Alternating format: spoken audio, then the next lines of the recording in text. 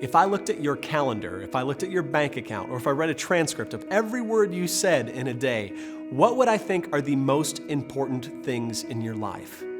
Would family discipleship be on your calendar? Would the way you talk about the Lord be on the transcript of what you said? Would the way you spend reflect the Christian ethic of like, this is the generosity with which the Lord has afforded me to bless others?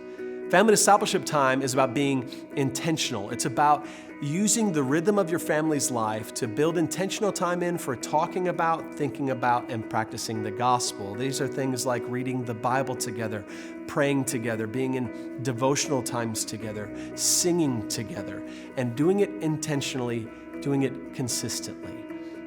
Deuteronomy 6 will talk about the diligence with which we should be teaching our kids, the times at which we should be doing it, and it expresses over and over again, wherever you are, as you walk, as you lay down, as you get up, put it up in your house, put it on your gates, that we should be diligent, again, working hard and not giving up at teaching our kids these things.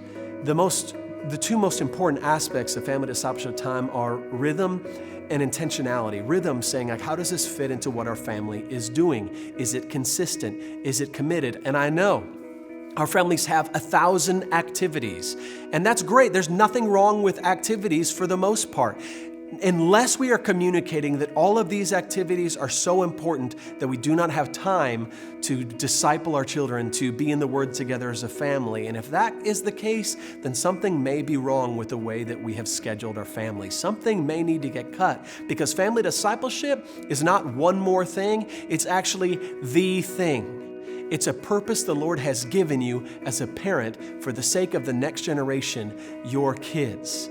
Now, it doesn't have to be necessarily one more thing you add on top. You might think about leveraging other gathering points that you already have in your family, whether it's your commute, your time at church, or with your kids on their way to or from church. It might be gathering around a family meal or your bedtime routine, things that you're already doing that you can say, let's make this our family discipleship time. Let's do it this often. Let's be committed to it and let it look like reading, praying, and singing. The other aspect is intentionality, that we would have purpose to this, that we would not just do it in an empty sense. And let me tell you this, family discipleship time does not need to be a downer. It doesn't need to be drab. This might be the most fun thing your family does. And I hope it is, that time in the Word, time teaching your kids, time talking with them about what you're grateful for and who the Lord is exciting and awesome. And at the same time, I know for some of us will say, well, I have never done this before, or I've never seen it before. And while that is a legitimate problem, it's not a legitimate excuse.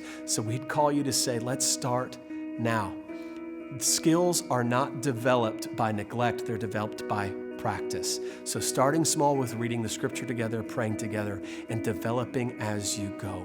And understand no one here is casting one more thing on you, one more burden on you, but rather freeing you up to do the one great thing the Lord has called you to do in your family, and that is make disciples, teach them to obey all that He has commanded you.